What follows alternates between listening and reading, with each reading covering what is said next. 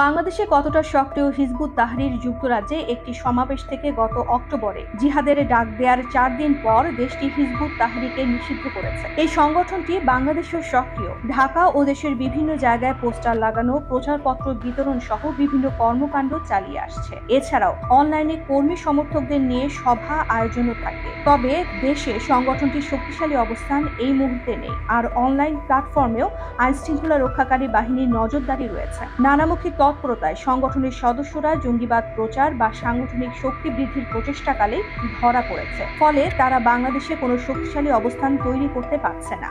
কিন্তু মূল সমস্যা হলো যে তারা যে কনফারেন্সগুলি করেছে সেগুলি আমরা মনে করি দেশের বাইরে থেকে করেছে, অজ্ঞাত কোনো স্থান থেকে।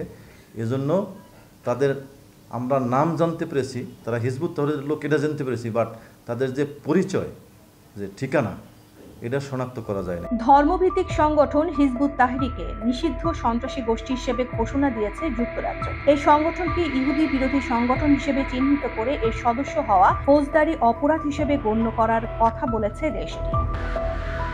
জঙ্গি দমনে বাংলাদেশ পুলিশের বিশেষায়িত সংস্থা এন্টি টেররিজম ইউনিট (ATU) এই সংস্থাটি 2023 সালে হিজবুত তাহরির সঙ্গে জড়িত সন্দেহে 9 জনকে গ্রেপ্তার করতে সক্ষম হয়। তবে রাজধানীর সবুজবাগ, মালিবাগ, রেলগেট, রামপুরা এলাকা সহ বিভিন্ন জায়গায় হিজবুত তাহরির পোস্টার দেখা যায়। এসব পোস্টারে সরকার উৎখাতে সক্রিয় হওয়ার আহ্বান সহ বিভিন্ন বক্তব্য প্রচার করা হয়। 2023 সালে এন্টি টেররিজম ইউনিট কর্তৃক হিজবুত তাহরির বিরুদ্ধে 7টি অভিযান হয়। এতে 9 জনকে আটক করা হয়। সম্প্রতি সংগঠনটির 2 শীর্ষ নেতাকে গ্রেপ্তার করা হয়। গত সেপ্টেম্বরে রাজধানীর মোহাম্মদপুর, কারওয়ান বাজার, বাংলা মোটর সহ বিভিন্ন এলাকায় হিজবুত তাহরির পোস্টার দেখা গেছে। পোস্টারে সরকারকে উৎখাত, মার্কিন উপনিবেশ থেকে মুক্তির উপায় সহ নানা ধরনের উস্কানিমূলক কথা বলা হয়। এছাড়া ওই পোস্টারে তাদের একটি অনলাইন মিটিং এর তারিখ ও সময়সূচিও জানানো হয়েছিল।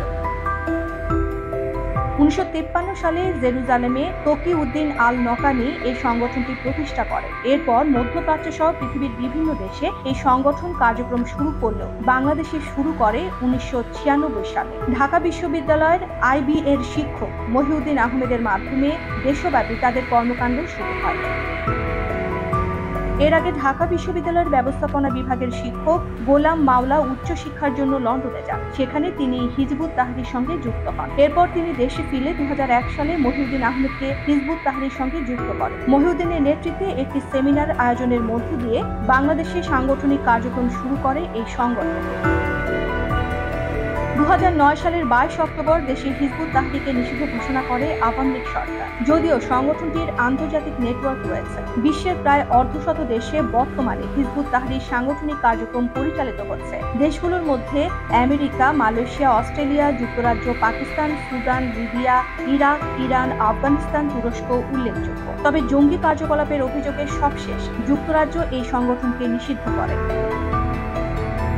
এর আগে আমেরিকার Russian Federation, Pakistan, Denmark, Netherlands, France, Qatar, Sudan, Oman, Jordan, Syria, Iraq, মিশর, Libya, Uzbekistan, Tajikistan, Turkmenistan, Kazakhstan, Kyrgyzstan, Azerbaijan, তুরস্ক ও তিউনিসিয়া সরকার হিজবুত তাহরির কার্যক্রম নিষিদ্ধ করে। তারপরও এসব দেশে কার্যক্রম চালিয়ে যাচ্ছে সংগঠনটি।